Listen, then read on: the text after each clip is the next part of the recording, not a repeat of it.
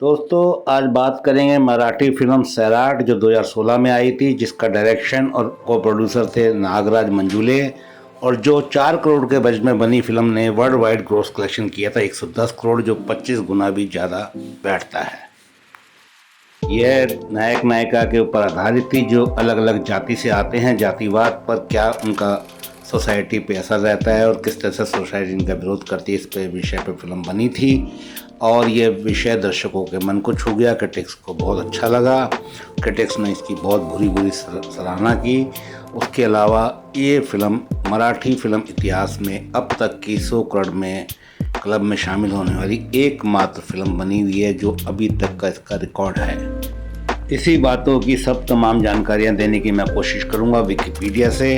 बाकी आप वीडियो के अंत तक बने रहिए। Thank you very much.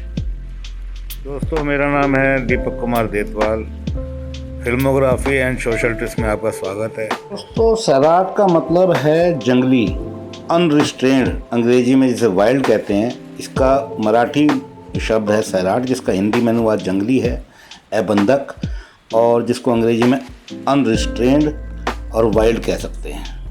यह बहुत ही ज्वलंत मुद्दे पे बनाई गई एक film, social family drama film थी और यह केवल मराठी भाषा में ही बनाई गई थी।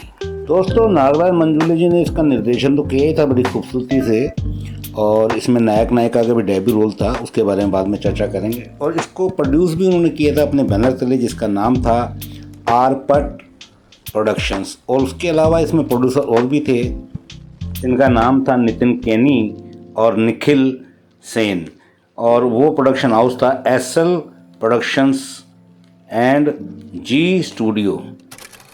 मुख्य नायक की भूमिका में थे आकाश थोसर और नायिका की भूमिका में थी रिंकू राजगुरु, और दोनों की यह डेब्यू फिल्म थी। यह कॉलेज जाने वाले 2 स्टूडेंट्स की कहानी थी जो अलग अलग जाति से आते हैं और उनके प्यार के बाद उनकी फैमिलियों में किस तरह से तकरार होती है, किस तरह से अलगाव होता है, ये सारा ही कुछ बेचैनी इस फिल्म में दिखाई गई है। कहानी भी इसकी नागराज मंजुले जी ने भारत मंजुले जी के साथ लिखी थी मिलकर। इस फिल्म की खूबसूरती को अपने छायांकन से उभारने वाले थे सुधाकर रेड्डी या कांति। एडिटिंग की थी कुतुब इनामदार ने। संगीतकार की जोड़ी थी अजय अतुल जी की। इस फिल्म का वितरण किया था जी स्टूडियो ने। फिल्म 29 अप्रैल 2016 में रिलीज हुई थी। ऑल ओवर इंडिया 174 मिनट की कुल अवधि थी इस फिल्म की। मात्र 4 करोड़ के बजट में बनी इस फिल्म ने world wide gross collection life time अपना 110 करोड़ रुपए कमाया था, जो कि एक अभूतपूर्व बात थी, खाली मराठी सिनेमा के इतिहास के लिए नहीं, भारतीय सिनेमा के इतिहास के लिए। अब दोस्तों जान लेते हैं इसके बनने की एक दिलचस्प कहानी। 2016 में रिलीज हुई सैराट का मूल विषय तो उनको 2009 में लगभग 7 साल पहले ही दिमाग में आ गया था, क्योंकि उनका अपना व्यक्तिगत तजुर्बा भी जातिवाद के प्रति बढ़ते दुष्प्रचार और दुर्व्यवहार के प्रति काफ़ी सजग था। किंतु उन्होंने जब स्क्रिप्ट लिखने के बाद उसको स्टडी किया तो उन्हें ये काफ़ी बोरिंग लगी, तो उन्होंने उस आइडिया को ड्रॉप कर दिया और उन्होंने एक फ़िल्म बनाई 2013 में जिसका नाम था फेंड्री। इस फिल्म के रिलीज के बाद नागराज मंजुले जी ने इस कहानी को, सैराट की कहानी को दोबारा स्टडी किया, दोबारा स्क्रिप्ट लिखी और उन्होंने ये स्क्रिप्ट अब तैयार करी ये सोच कर कि वो इस पर फिल्म बनाएंगे। उन्होंने निश्चय कर लिया था और उन्होंने सैराट फिल्म का स्क्रीन प्ले लिखा और उनके भाई भरत मंजुले ने इसके संवाद लिखे और स्क्रीन प्ले में भी उनकी मदद करी। इस फिल्म की तमाम शूटिंग जो है मंजुले जी के गांव में हुई थी, जो कि महाराष्ट्र के सोलापुर डिस्ट्रिक्ट में करमाला तालुका में था, और उस गांव का नाम था जेऊर, JEUR। इस फिल्म की एडिटिंग के लिए कुतुब इनामदार को चुना गया और इस फिल्म की फोटोग्राफी सिनेमाटोग्राफी के लिए सुधाकर रेड्डी या कांति जी का चयन किया गया। सैराट फिल्म का प्रीमियर हुआ था बर्लिन इंटरनेशनल फिल्म फेस्टिवल में, जो कि 66वां समारोह था और वहां इसको स्टैंडिंग ओवेशन मिला। फिल्म को काफ़ी सराहा गया, जिसके बाद 29 अप्रैल 2016 को इसको महाराष्ट्र में रिलीज कर दिया गया। साथ ही साथ महत्वपूर्ण लोकेशंस में ऑल ओवर इंडिया से रिलीज किया गया और इसको क्रिटिक्स से इसके रिलीज होते ही पॉजिटिव सकारात्मक रिव्यूज़ मिलने शुरू हो गए। दर्शकों ने इस फिल्म को हाथों हाथ लिया।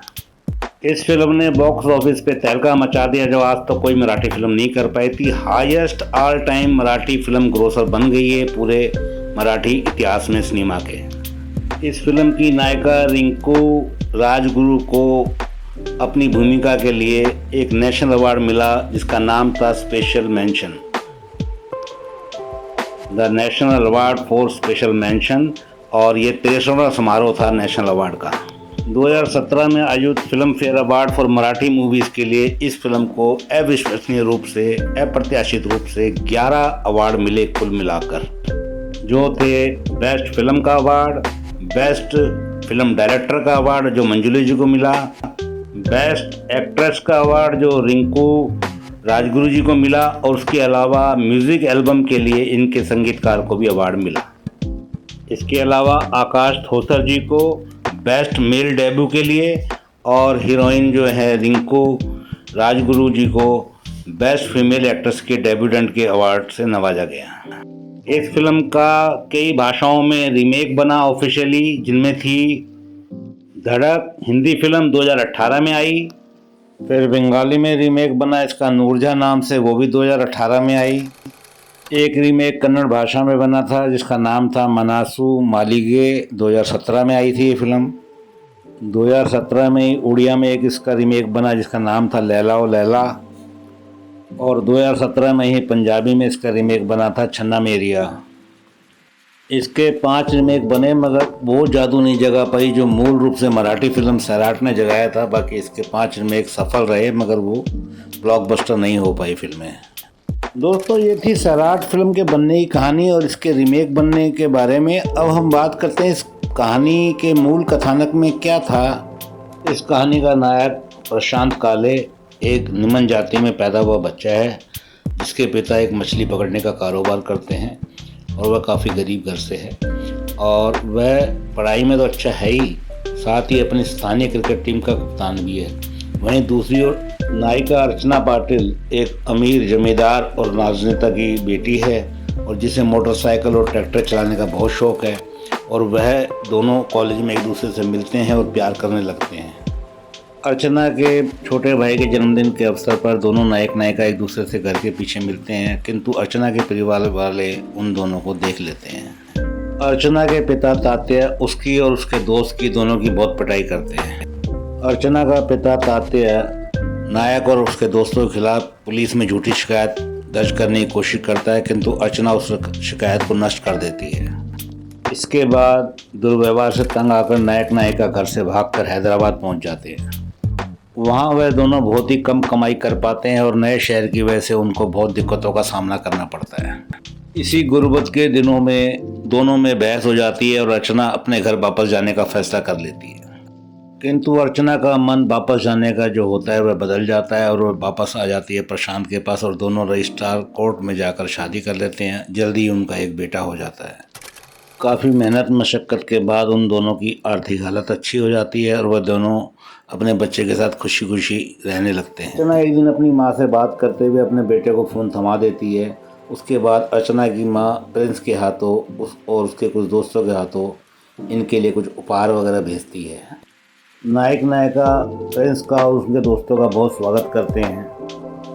उन दोनों का बेटा आकाश अपने दोस्तों के साथ पड़ोस में मिलने जाता है। जब वह वापस आता है तो देखता है कि उसके माता पिता खून से लथपथ मरने की कगार पर बैठे हैं, और नायक नायिका का यहीं दुखद अंत हो जाता है ज़िंदगी का, और इसी के साथ फिल्म एक दुखद मोड़ पर ख़त्म होती है। दोस्तों, इस फिल्म में कुछ ऐसे ट्विस्ट एंड टर्न थे फिल्म की स्टार्टिंग में, जैसे नायिका अपने नायक को बचाने के लिए अपने बाप से पिस्तौल भी निकाल लेती है जब गुंडे उस पर हमला करते हैं। उसका भाई जो छोटा भाई प्रिंस होता है वो भी उन्हीं को देखता है। सबसे पहले वही शिकायत करता है अपने माँ बाप से कि भाई ये लड़की हमारी बहन जो है ये एक लड़के से मिलती है। उसके बाद थाने में भी इनको ले जाने के लिए कई लोग प्रेशर डालते हैं। उस वक्त भी इनको एक व्यक्ति बचाता है और जिसका एक डोसे का काउंटर होता है, वहाँ पर हीरो जो है कुक का काम शुरू कर देता है। वो इन्हें बचाता भी है गुंडों से।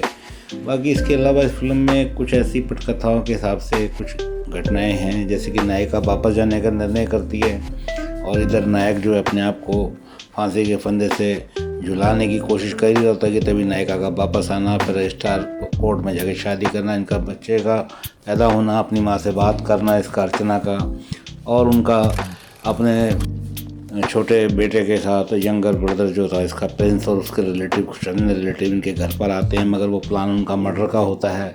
बच्चा घर पर होता नहीं है, वह पड़ोस में गया होता है और उसके बाद दोनों नायक नायिकाओं का बेदर्दी से कत्ल कर दिया जाता है, जो कि एक कड़वी सच्चाई को उजागर करता है। क्योंकि इसका दुखद अंत ही होता है हमेशा। निम्न जात और ऊंची जात का हम आए दिन अखबारों में और दुनिया भर में ये देखते रहते हैं। ख़ासतौर पर भारत में तो ये होता ही है, हर गांव में, हर शहर में। बाकी फिल्म दुखद होने के बावजूद इसका प्रस्तुतिकरण, छायांकन, संगीत जिसके लिए इन्हें अवार्ड मिला, अभिनय पक्ष बहुत मजबूत था, डायरेक्शन बहुत लाजवाब था, बाकी चीज़ें दर्शकों के मन को छू गई और एक दुखद अंत के साथ ये फिल्म ख़त्म करती है। मगर दर्शकों को पीड़ा देने के साथ साथ ये कनेक्ट भी कर जाती है, क्योंकि इस तरह के संबंधों का हमेशा ज़्यादातर 90% खात्मा इस तरह से ही होता है।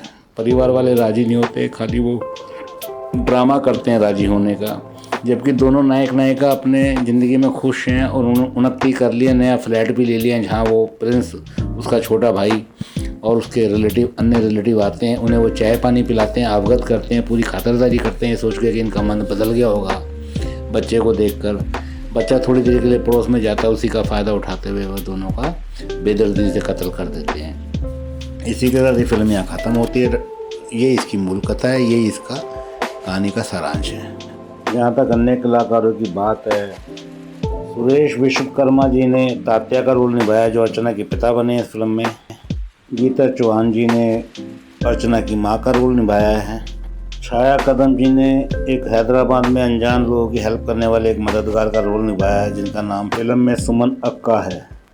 सूरज पवार ने प्रिंस का रोल निभाया है, जो कि कत्लेआम में शामिल होता है नायिका के, और जो नायिका के छोटे भाई बने हैं। संभाजी तांगड़े जी नायक के पिता के रोल में, जो मछली का काम करते हैं, मछली पकड़ने का। नायक की मां का रोल निभाया है वैभवी परदेशी जी ने। नागराज मंजुले जो इस फिल्म के निर्देशक और निर्माता भी हैं, उन्होंने एक गेस्ट अपीयरेंस के तौर पर, कैमियो अपीयरेंस के तौर पर एक क्रिकेटर कमेंटर का रोल निभाया है। इसके अलावा कुछ छोटे मोटे रोल भी हैं, जिनके निभाने वाले कलाकारों का नाम है भूषण मंजुले, धनंजय नानावरे, रूबीना इनामदार, अनुजा मूले, ज्योति सुभाष। दोस्तों, ये थी इसकी सैराट फिल्म की कास्ट एंड क्रू, मूल कथा, बेसिक ट्विस्ट एंड टर्न। बाकी इनमें चलती गाड़ी में, रेलगाड़ी पे कूद के जब भागते हैं वो सीन भी अच्छा था, देखने लायक था। बाकी अच्छे इसमें दर्दनाक और सुखद सीन सब हैं। फिल्म का दर्दनाक उस पर होता है मोड़ पर। नागराज मंजुली जी ने जो इस कहानी का मूल विषय रखा था, उसको उन्होंने अपने हिसाब से जो टाइटल एक देखा था, वो था क्लासिक लव स्टोरी। और दूसरा टाइटल उन्होंने सोचा था जो इसको विषय को सार करता है, वो था स्टोरी ऑफ इम्पॉसिबल लव, जो उनके विचारों से बिल्कुल उचित था, क्योंकि उनका अपना व्यक्तिगत तजुर्बा जाति भेद के बारे में यही था।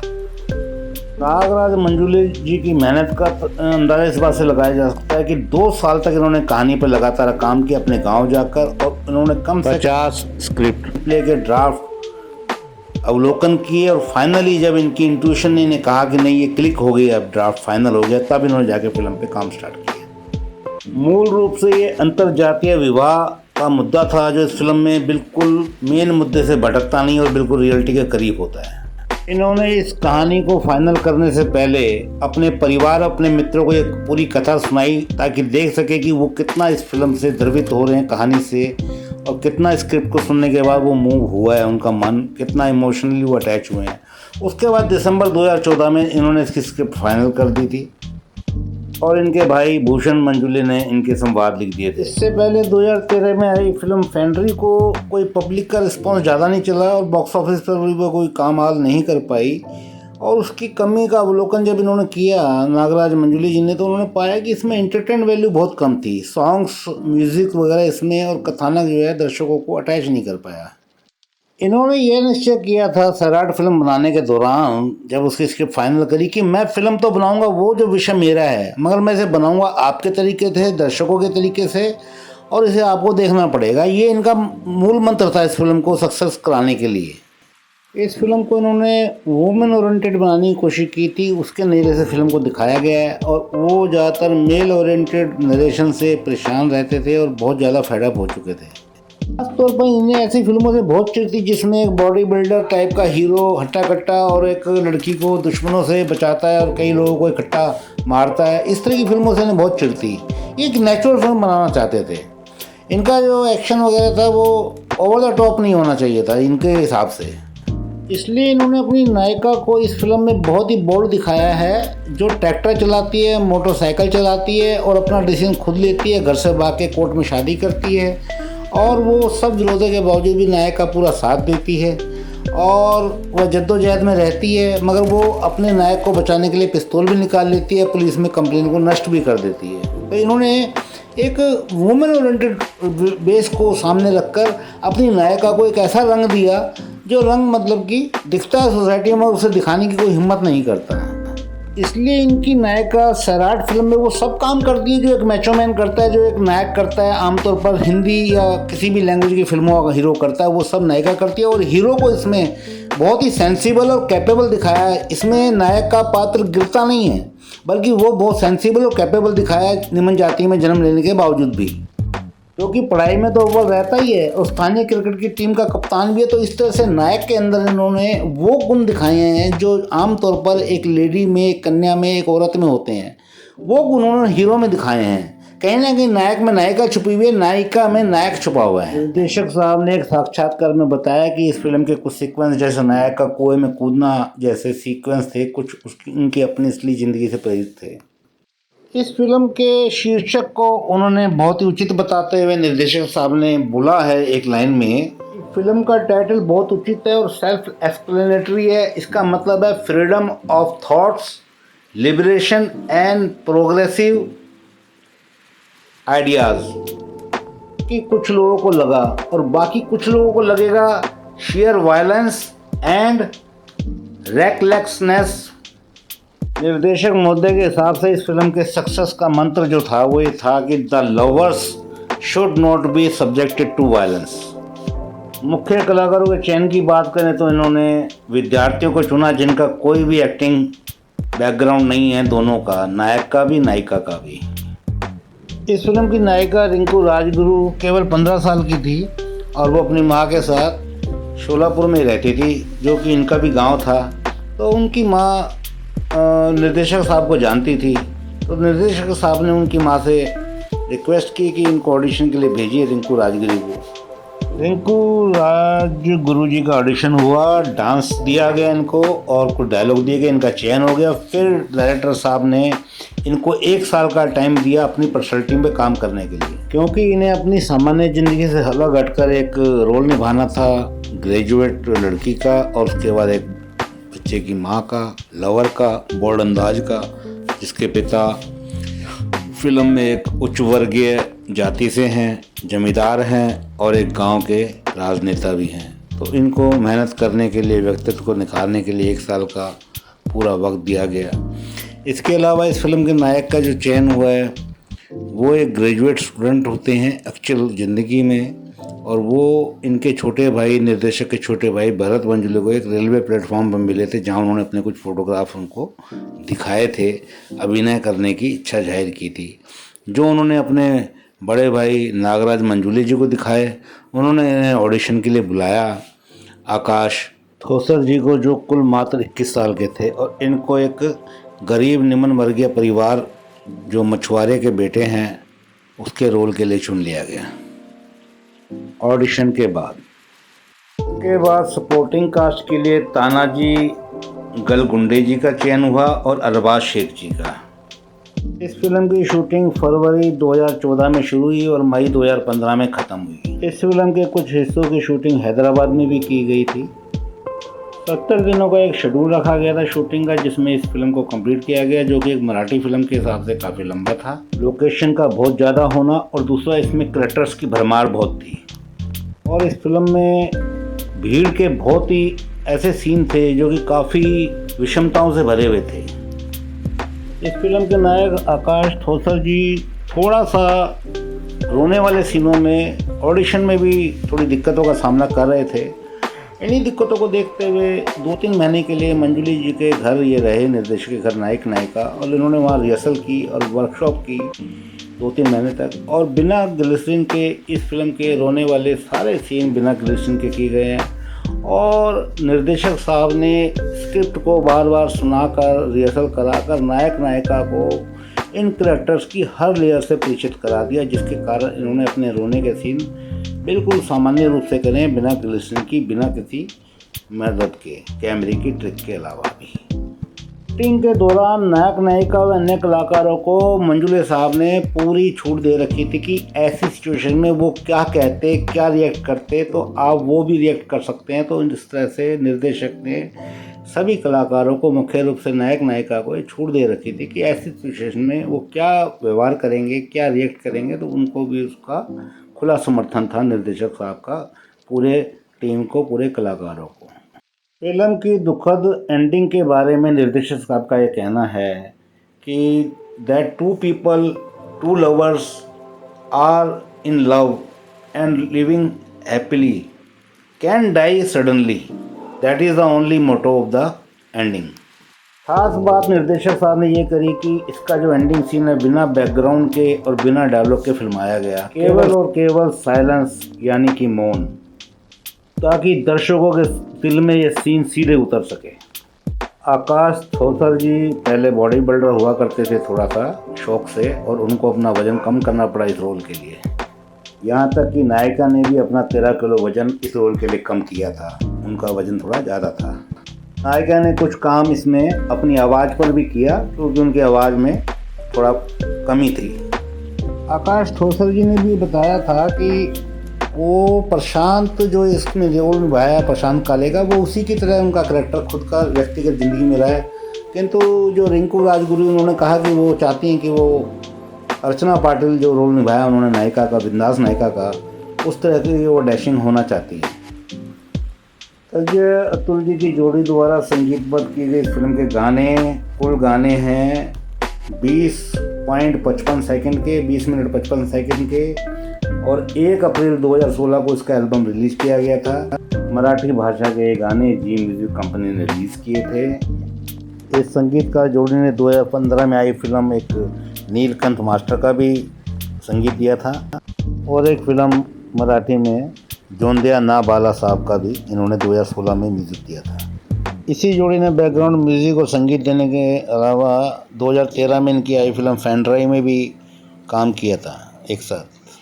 सैराट फिल्म के गानों को सोनी के स्टेज शो पे हॉलीवुड में फर्स्ट टाइम बजाया गया था कैलिफोर्निया में। यह किसी इंडियन फिल्म का पहला मौका है जब उसके गानों को सोनी स्कोरिंग स्टेज पर कैलिफोर्निया में, हॉलीवुड में बजाया गया, जो इस जोड़ी ने किया था, अतुल अजय ने। टाइटल सॉन्ग सैराट के अलावा 3 गाने और थे, कुल मिला के 4 गानों की इस फिल्म में संगीतकार जोड़ी अजय अतुल। बस फिल्म के टाइटल सॉन्ग में अजय अतुल जी का साथ दिया था नागराज मंजूली जी ने, जो निर्देशक है इस फिल्म के। सिंगर्स के नाम है अजय गोगावले, श्रेय घोषाल, चिन्मय श्रीपर्दा, अजय अतुल जी। पहले गाने का बोल थे याद लागला, दूसरे गाने के बोल थे अताच बाया का बावरिया, और तीसरा गाना था टाइटल सॉन्ग सैराट जाला जी, और चौथा गाना था झिंगाट।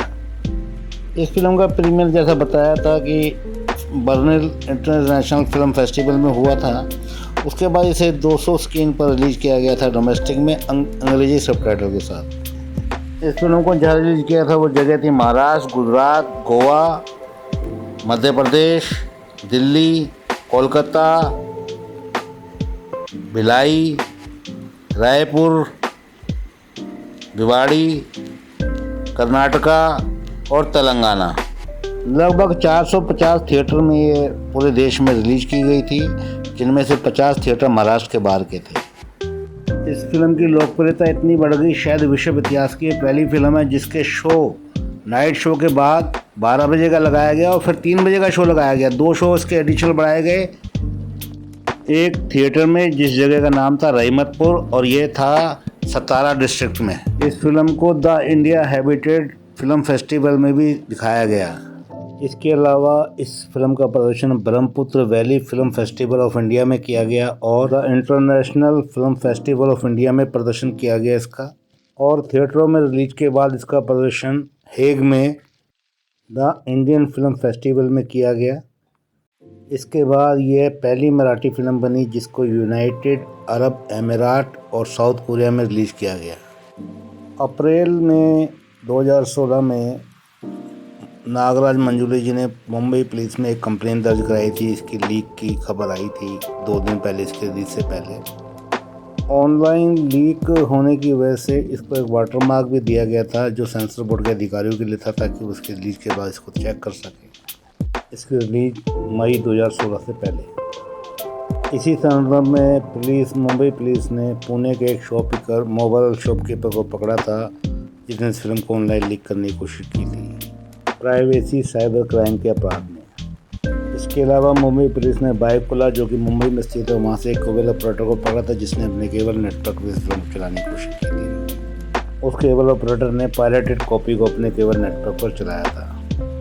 इस फिल्म को बाद में 2016 सितंबर में DVD पर रिलीज़ किया गया और बाद में इसे नेटफ्लिक्स पर भी रिलीज़ किया गया।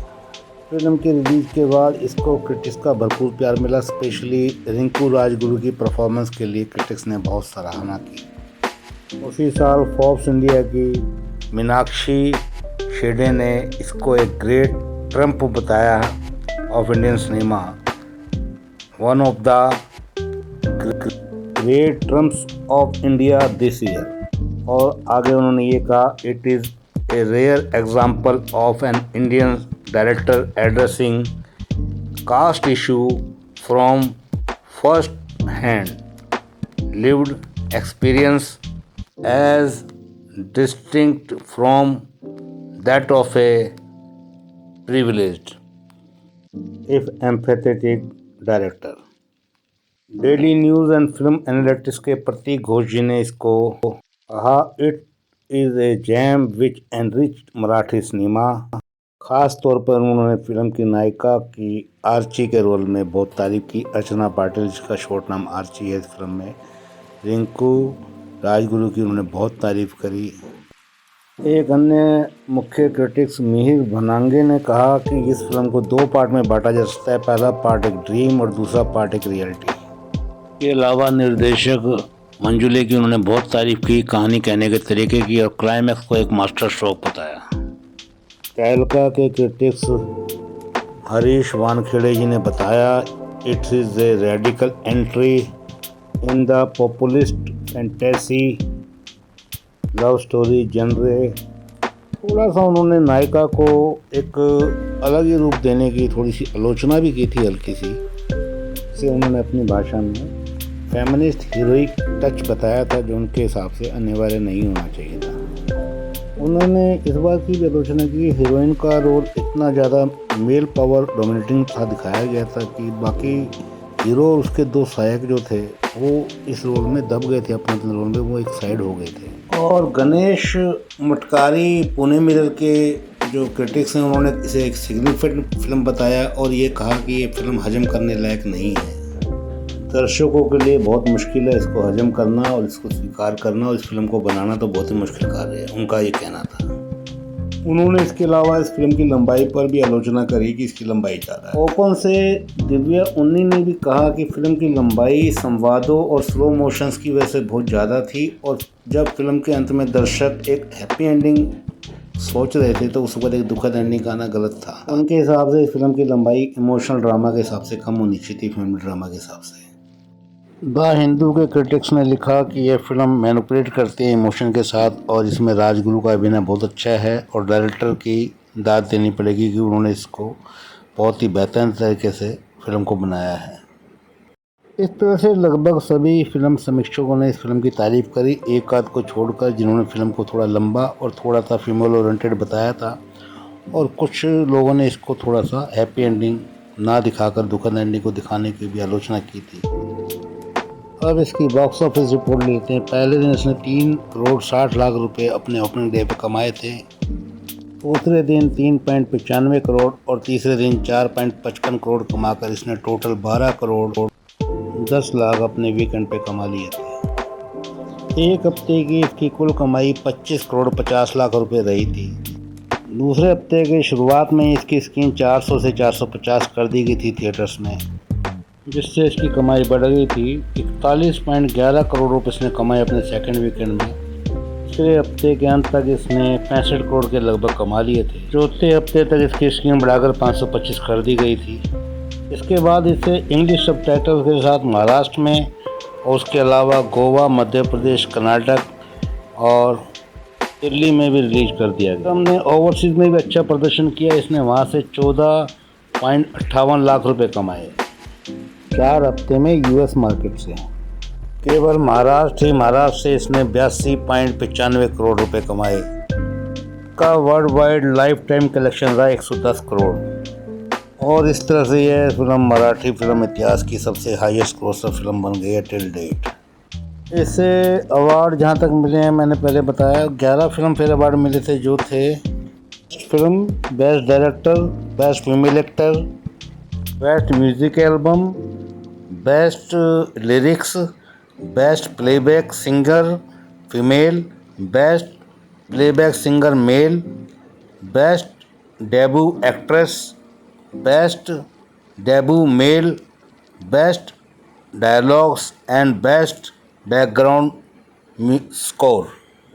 63वें नेशनल अवार्ड में रिंकू राजगुरु को स्पेशल मेंशन जूरी अवार्ड मिला रोल को जीवंतता से निभाने के लिए, जो कि एक लाइवली गर्ल का, बोल्ड बिंदास गर्ल का रोल था, किंतु जो अंत में अपने परिवार के द्वारा दुर्घटना का और हत्या का शिकार होती है और वह अंत में दुखद अंत को प्राप्त होती है। इसके अलावा अजय अतुल जी की संगीतकार जोड़ी को 6 अवार्ड मिले थे मिर्ची अवार्ड 2017 मराठी फिल्मों के हिसाब से, जो थे album of the year, song of the year,